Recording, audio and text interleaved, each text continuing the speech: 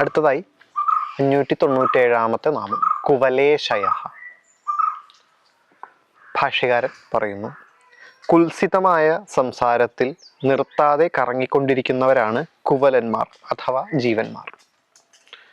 കുവലേശയ എന്നുള്ള നാമത്തിനെ ഭാഗമായിട്ട് തിരിച്ച് ആണ് അർത്ഥം പറയുന്നത്. കുവലേശയ കോഹോ വലന്തി ഇതി കുവലാഹ. അങ്ങനെയാണ്. കുഹു എന്ന് പറഞ്ഞാൽ കുൽസിതമായത്. കുൽസിതമായത് എന്ന് പറഞ്ഞാൽ വീണ്ടും വീണ്ടും വീണ്ടും സംഭവിച്ചുകൊണ്ടേയിരിക്കുന്നത്, കറങ്ങിക്കൊണ്ടേയിരിക്കുന്നത് എന്നർത്ഥം. അപ്പോൾ അത് നിർത്താതെ, അതിന് പ്രത്യേകിച്ച് മാറ്റങ്ങളൊന്നും കൂടാതെ ഇങ്ങനെ വീണ്ടും വീണ്ടും ഉണ്ടായിക്കൊണ്ടേയിരിക്കുന്ന സുഖ ദുഃഖങ്ങളൊക്കെ ഉണ്ടാകുന്നത്, അങ്ങനെയാണ് ഉദ്ദേശിക്കുന്നത് കുൽസിതമായിട്ടുള്ള. കുൽസിതം വാ വലന്തേ, കുൽസിതമായ സംസാരത്തിൽ നിർത്താതെ കറങ്ങിക്കൊണ്ടിരിക്കുന്നു. അതായത് കോഹോ കുൽസിതം, കുവിൽ കോഹോ വലന്തേ, അതാണ് കുവലാഹ എന്ന് പറഞ്ഞാൽ ആ സംസാരം ഭ്രാമ്യന്തി ഇതി കുവലാഹ.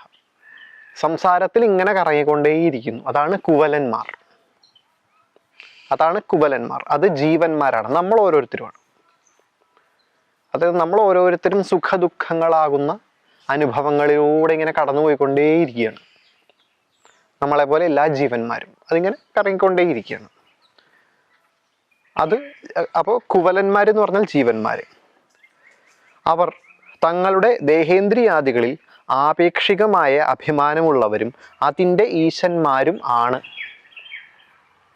അപ്പൊ കുവലന്മാര് ജീവന്മാര് അതിൻ്റെ ഈശന്മാരാണ് നമ്മൾ ഓരോരുത്തരും. അതായത് കുവലന്മാരെന്ന് പറഞ്ഞാൽ നമ്മൾ തന്നെ. കുവലേശൻ എന്ന് പറഞ്ഞാൽ കുവലന്മാരുടെ ഈശന്മാർ എന്ന് പറഞ്ഞാൽ നമ്മൾ ഓരോരുത്തരും ഈ പ്രപഞ്ചത്തിൽ ഇങ്ങനെ ജീവിക്കുന്നു, സുഖദുഃഖങ്ങൾ അനുഭവിക്കുന്നു, പല തരത്തിലുള്ള അനുഭവങ്ങളിലൂടെ കടന്നു പോകുന്നു. അത് കുവലന്മാര്. ആ അനുഭവം ഞാനാണ് അനുഭവിക്കുന്നത് എന്നുള്ള ബോധം നമുക്ക് ഓരോരുത്തർക്കും ഉണ്ട്. അതിൻ്റെ ഈശന്മാരാണ് നമ്മൾ. ഈ ലോകത്തിൻ്റെ, നേരത്തെ പറഞ്ഞു, ഈ ലോകത്തിൻ്റെ ഈശ്വരന്മാർ നമ്മൾ ഓരോരുത്തരുമാണ്. ഈ അനുഭവങ്ങളുടെ ഈശ്വരന്മാർ നമ്മൾ ഓരോരുത്തരുമാണ്. ഈ നമ്മളുള്ളത് കൊണ്ടാണ് ഈ ലോകവും ഈ ലോകത്തിലെ അനുഭവങ്ങളും നമുക്ക് ഓരോരുത്തർക്കും ഉള്ളത്. അതുകൊണ്ട് തന്നെ അവർ ദേഹേന്ദ്രിയാദികളിൽ, ദേഹം ഇന്ദ്രിയങ്ങൾ തുടങ്ങിയിട്ടുള്ള നമ്മൾ ഓരോരുത്തരും നമ്മുടെ ദേഹം, നമ്മുടെ ഇന്ദ്രിയങ്ങൾ തുടങ്ങിയിട്ടുള്ള വിഷയങ്ങളിൽ ആപേക്ഷികമായ അഭിമാനമുള്ളവരും. ആപേക്ഷികമായിട്ടാണ് നമുക്ക് അഭിമാനമുള്ളത്. നമുക്ക് ചെയ്യാൻ പറ്റുന്ന ചില കാര്യങ്ങളുണ്ട്, എന്നാൽ നമ്മുടെ കയ്യിലല്ലാത്ത വേറെ ഒരുപാട് കാര്യങ്ങളുണ്ട്. ചില കാര്യങ്ങൾ നമുക്ക് ചെയ്തേ പറ്റൂ, പക്ഷെ ചെയ്തു എന്നുള്ളത് കൊണ്ട് അതിന് ഫലം കിട്ടിക്കൊള്ളണം എന്നില്ല. അപ്പം അതുകൊണ്ടാണ് ആപേക്ഷികമായിട്ടുള്ള അഭിമാനം എന്ന് പറയുന്നത്.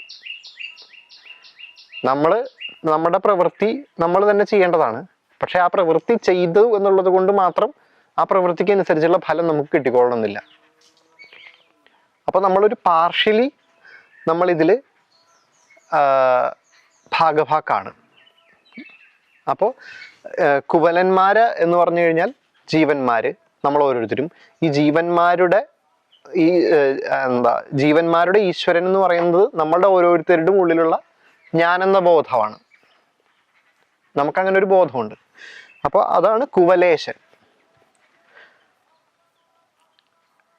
തങ്ങളുടെ ദേഹേന്ദ്രിയാദികളിൽ ആപേക്ഷികമായ അഭിമാനമുള്ളവരും അതിൻ്റെ ഈശന്മാരുമാണ്. അപ്പോൾ കുവലേശൻ എന്നുള്ള നാമമായി കുവലേശ. അവരെല്ലാവരും ആരിലാണോ നിലനിൽക്കുന്നത്, ആരാണോ അവരെ നിയന്ത്രിക്കുന്നത്, അത് ഭഗവാനാണ് എന്നതിനാൽ കുവലേശയ എന്ന് നാമം. കുവലേശാൻ യാതി ഇതി കുവലേശയ.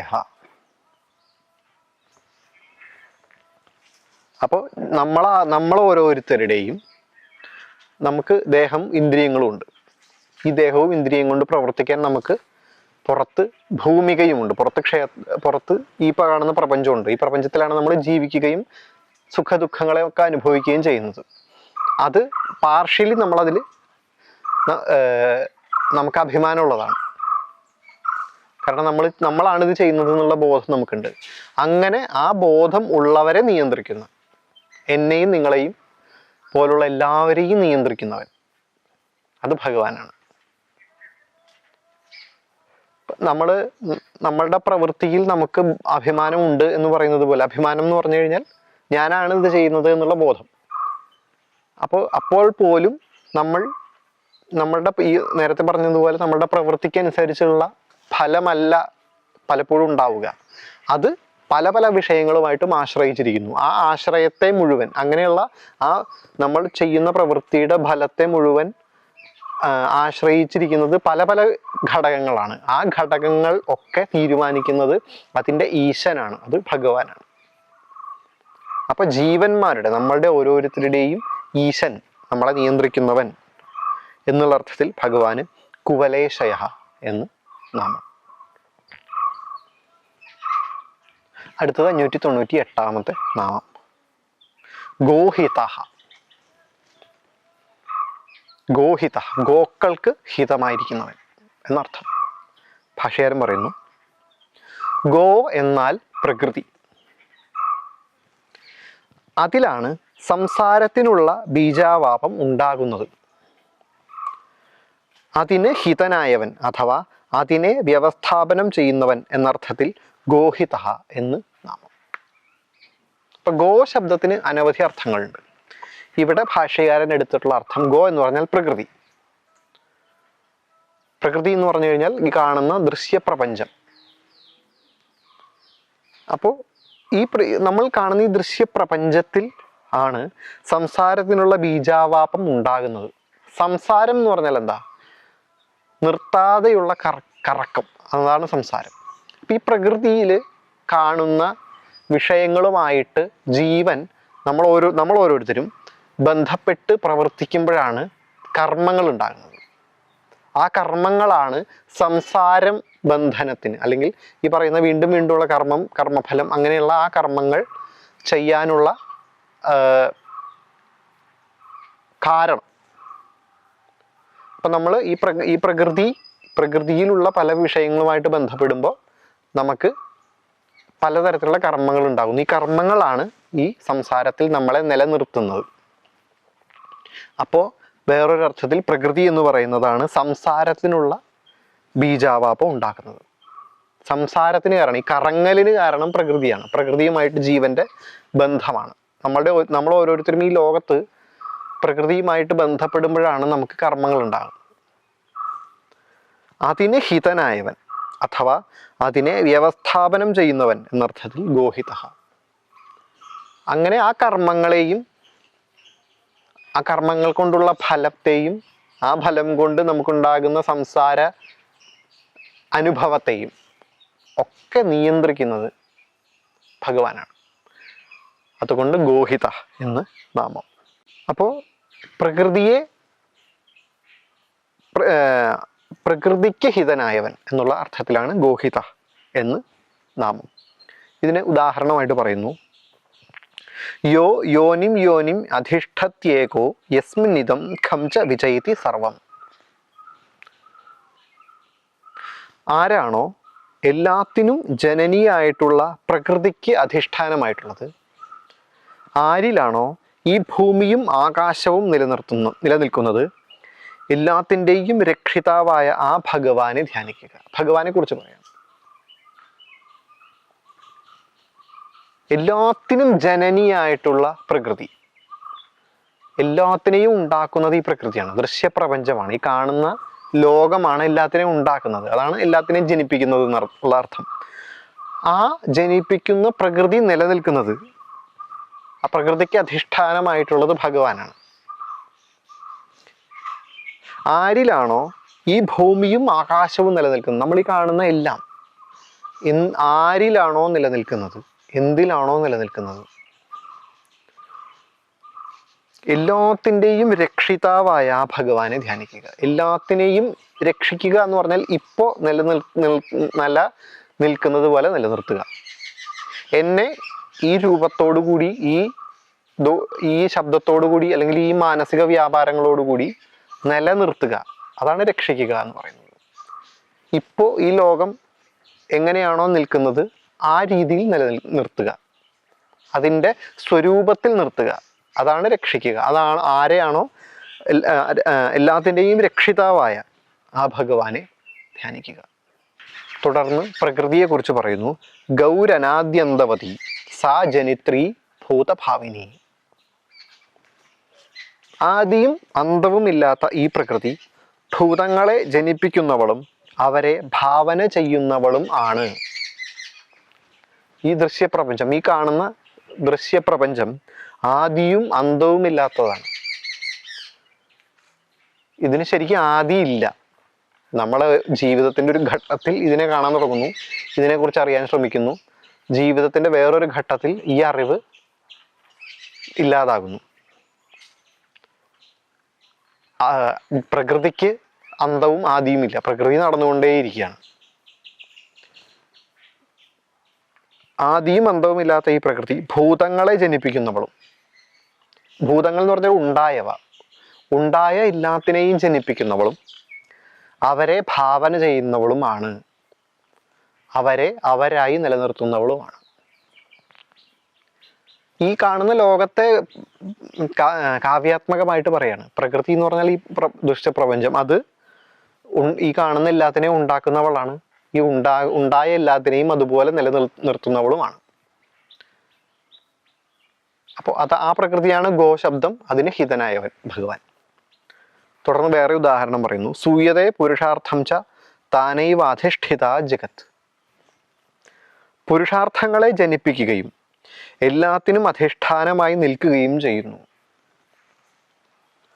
പുരുഷാർത്ഥം എന്ന് പറഞ്ഞു കഴിഞ്ഞാൽ, പുരുഷൻ എന്ന് പറഞ്ഞു കഴിഞ്ഞാൽ ജീവൻ, ജീവന്റെ അർത്ഥങ്ങൾ, ജീവന് വേണ്ട കാര്യങ്ങൾ അത് മുഴുവൻ ജനിപ്പിക്കുന്നു, എല്ലാം ഉണ്ടാക്കുന്നു. ഉണ്ടാക്കിയതിന് ശേഷം ആ എല്ലാത്തിനും അധിഷ്ഠാനമായി നിലനിൽക്കുന്നു. നമ്മൾ കാണുന്ന പ്രപഞ്ചത്തിന്, ഈ കാണുന്ന ലോകത്തിനെ കുറിച്ച് കാവ്യാത്മകമായിട്ട് പറയുന്നു എന്ന് മാത്രം. അപ്പോൾ ആ ലോകത്തിനെ ഹിതം ചെയ്യുന്നവൻ, ആ ലോകത്തെ നിയന്ത്രിക്കുന്നവൻ, ആ ലോകത്തിനെ മാറ്റങ്ങൾ വരുത്താൻ ഒക്കെ ശക്തിയുള്ളവൻ എന്നുള്ള അർത്ഥത്തിൽ ഭഗവാൻ ഗോഹിത എന്ന് നാമം. അടുത്തത് 599 നാമം ഗോപതിഹി. ഈ നേരത്തെ പറഞ്ഞ പോലെ പ്രകൃതിയുടെ ഗോപതി, പ്രകൃതിയുടെ പതി.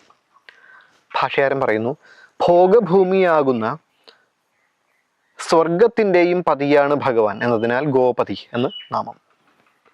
അപ്പൊ നേരത്തെ ഗോശബ്ദത്തിന് പ്രകൃതി എന്നായിരുന്നു അർത്ഥം. ഇവിടെ ഗോശബ്ദം എന്ന് പറയുന്നത് സ്വർഗത്തെ കുറിച്ച്, സ്വർഗം എന്ന് പറയുന്ന അർത്ഥത്തിലാണ്. ഭോഗഭൂമി ആകുന്ന സ്വർഗത്തിൻ്റെയും പതിയാണ് ഭഗവാൻ എന്നതിനാൽ ഗോപതി എന്ന് നാമം. അപ്പൊ ഭോഗിക്കുന്നത്, അനുഭവിക്കുന്നത് ഭൂമിയിൽ മാത്രമല്ല സ്വർഗത്തിലുമാണ്. അപ്പോൾ ആ സ്വർഗത്തിൽ, സ്വർഗം എന്ന് പറഞ്ഞു കഴിഞ്ഞാൽ ഉയർന്ന തലത്തിലുള്ള അനുഭവങ്ങൾ, ആ അനുഭവങ്ങൾ, ആ ഉയർന്ന തലത്തിൻ്റെ, ആ സ്വർഗമാകുന്ന ഉയർന്ന തലത്തിൻ്റെയും പതിയാണ് ഭഗവാൻ എന്നതിനാൽ ഭഗവാന് ഗോപതി എന്ന് നാമം. അപ്പൊ ഇവിടെ രണ്ട് സ്ഥലത്തും ഗോ ശബ്ദത്തിന് രണ്ടർത്ഥമാണ് ഭാഷ്യകാരൻ പ്രയോഗിച്ചിട്ടുള്ളത്. അടുത്തത് 600ാമത്തെ നാമം ഗോപ്ത. ഗോപ്ത എന്നുള്ള നാമത്തിന്റെ അർത്ഥം രക്ഷിക്കുന്നവൻ എന്നാണ്. ഗോപ്താവ്. ഭാഷ്യകാരൻ പറയുന്നു, ഭഗവാൻ ഈ പ്രപഞ്ചത്തിൻ്റെയും ജീവന്മാരുടെ കർമ്മഫലചക്രത്തിൻ്റെയും രക്ഷിതാവായതിനാൽ ഗോപ്ത എന്ന് നാമം. രക്ഷിതാവ് എന്നുള്ളതിന് നേരത്തെ പറഞ്ഞ അർത്ഥം, അതായത് അതിനെ അതേപോലെ നിലനിർത്തുന്നവൻ, അതിന് മാറ്റം വരുത്താതെ നിലനിർത്തുന്നവൻ, അതിന് മാറ്റം ഒന്നും വരുത്താത്ത രീതിയിൽ ഏതുപോലെയാണോ അത് നിലനിൽക്കുന്നത് അതുപോലെ നിർത്തുന്നവൻ, അതാണ് രക്ഷിക്കുന്നവൻ. ഭഗവാൻ ഈ പ്രപഞ്ചത്തിൻ്റെയും, ഈ കാണുന്ന പ്രപഞ്ചത്തിൻ്റെയും ജീവന്മാരുടെ കർമ്മഫലചക്രത്തിൻ്റെയും, നമ്മൾ അടുത്ത നിമിഷം എന്ത് കർമ്മം ചെയ്യണം എന്നുള്ളതും ആ കർമ്മത്തിന് എന്ത് ഫലം ഉണ്ടാക്കണം എന്നുള്ളതും ഒക്കെ നമ്മളെ സംബന്ധിച്ച് അജ്ഞാതമാണ്. നമുക്കറിയില്ല നമ്മൾ അടുത്ത നിമിഷം എന്താ ചെയ്യുക എന്നുള്ളത്. ആ ചെയ്തത് കൊണ്ട് നമുക്ക് എന്താണ് ഫലം കിട്ടുക എന്നുള്ളതും നമുക്കറിയില്ല.